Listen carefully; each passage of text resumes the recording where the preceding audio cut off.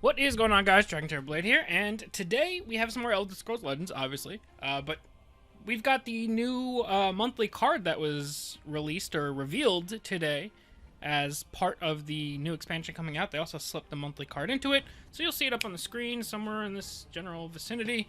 The card is Apprentice Necromancer. It's a 3-cost 3/3 with the ability to summon a 1-cost creature from your discard pile. So, as we do with all the monthly cards, we're going to go in here, we're going to talk about it, things that I think are good, ways to use it.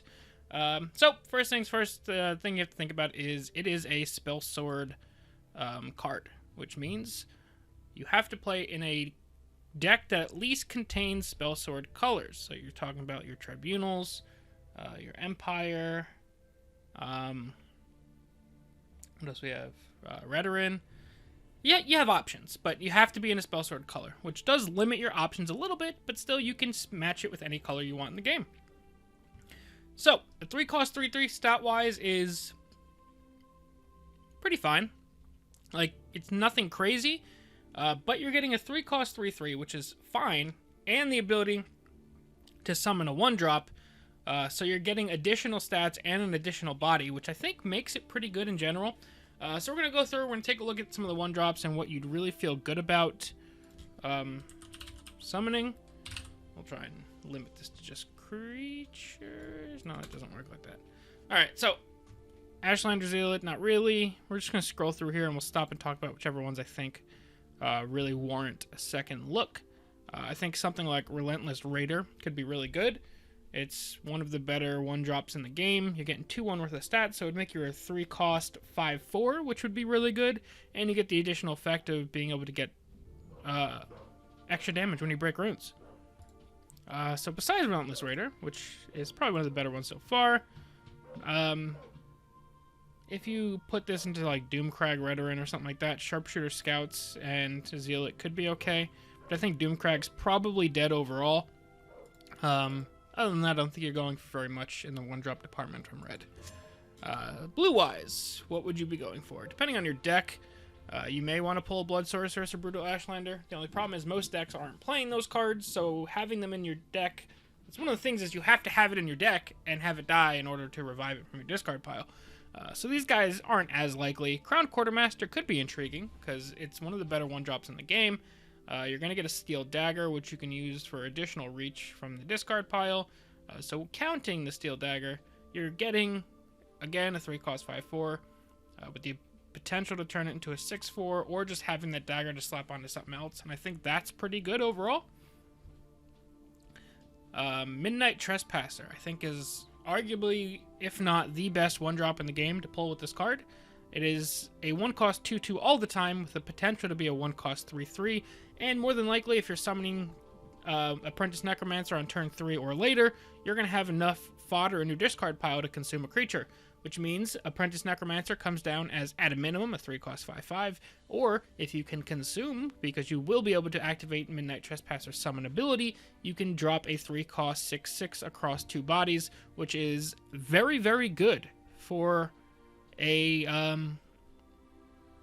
3-drop.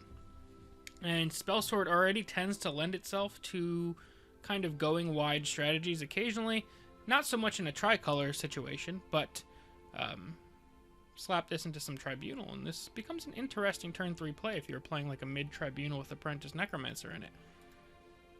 Other than that, not a whole lot going on in blue, but blue has some very intriguing options. So, in yellow, which means it can be run in just pure Spellsword, not needing a tricolor combination, it gets a little tricky, because like Aldmeri Patriot doesn't really see play, unless you go for like an action-heavy Spellsword. Sapper's not that great. Descendant of Alkosh is interesting, but again, usually too frail to really be worth it. 3-cost 4/4 with potential upside of the Pilfer is still potentially good, and maybe it makes you not feel as bad about running Descendant of Alkosh, knowing you can pull it back later with your Necromancer. We'll see how realistic or how viable that winds up being. Not super sold on it, but being able to put a 3/3 on the board and a 1/1 on the board, and this is, I don't want to say quite a must-answer 1/1, but it's a priority target, so a step or two below a must-answer. This card does have the ability to snowball and become very annoying, but it takes 2 or 3 attacks to get there typically, especially if it's coming down on turn 3 or 4 when an Apprentice Necromancer would be coming down. So it's not like a must-answer 1/1, but you're still putting another threat on the board that your opponent needs to answer because this card can get out of control, and you still have a 3/3 as well. So I think this card is pretty decent. The only problem is it's not great to run overall, but maybe being able to pull it with Necromancer would make it more tempting. Marked Man is fantastic to pull with this card.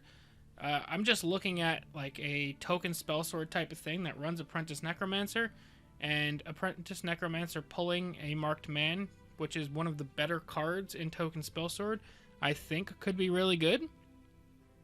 The more Marked Mans you get, the better. They're easy ways to set up for Pit Lions.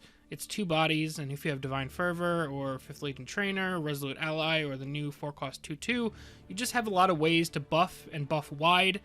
So being able to get Marked Man, which is 2 bodies for 1 cost, and Apprentice Necromancer, if it gets Marked Man, would be a 3-cost 4/6 across 3 bodies, I think, if my math is correct.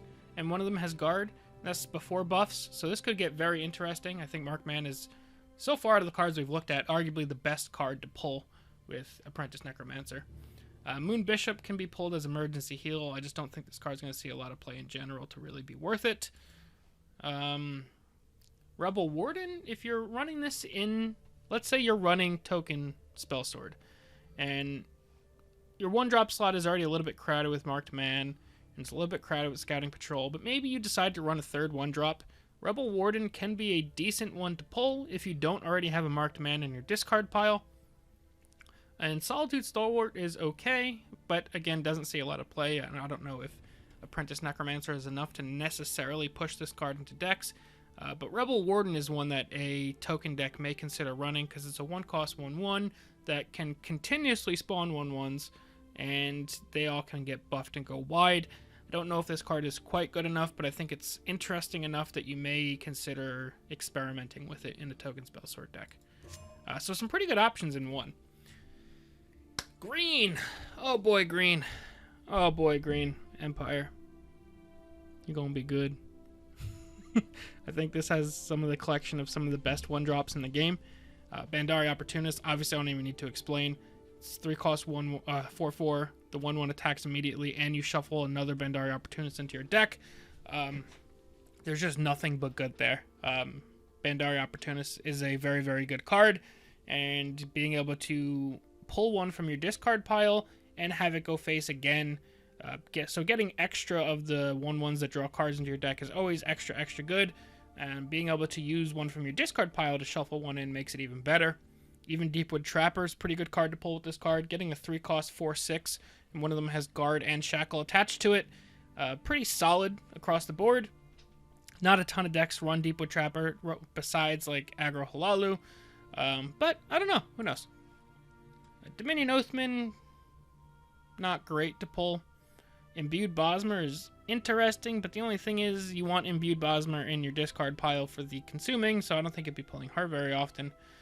Moragtong Aspirant is a good card that just doesn't see a lot of play right now, but it is good enough, and if you were running it in your deck, it's a pretty good one to pull back. And then we've got this bad boy right here. This bad boy right here.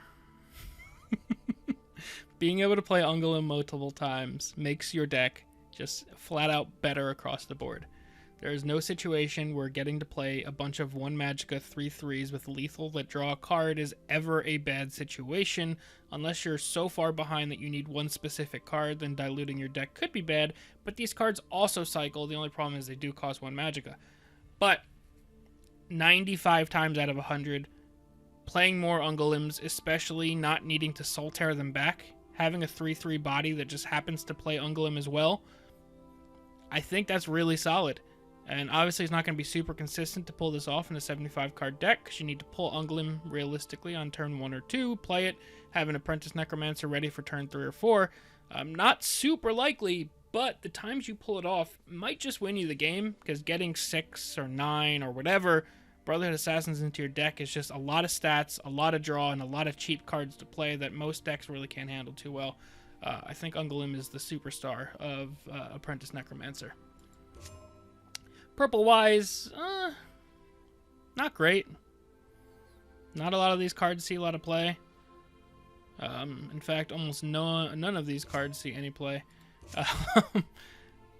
I guess maybe Thornwell Terror could be okay. Iliac Sorcerer is alright. Karthspire Scout can get you some extra draw in a pinch. So maybe Karthspire Scout is the best card to pull for Apprentice Necromancer in purple. But I just don't think any of these guys are really it. As far as one-cost cards go, or one-cost neutral cards go, this is very rarely ever going to be in your discard pile. Word Wall, intriguing, although playing like a Shout Spellsword isn't really a thing. Being able to pull a Word Wall, if you ever were running a Shout deck, would be interesting, because the more uses you get from your Word Wall, obviously the better your Shouts get. I don't think that's enough to really make a Shout deck a thing, but, you know, it's something. Mudcrab is a really good card that you could pull back if you are running like the neutral package in a aggressive kind of Spellswordy thing. Being able to pull back another Mudcrab gets you 3 cost, 4/5 worth of stats, and it essentially draws you a random card. So it can help you.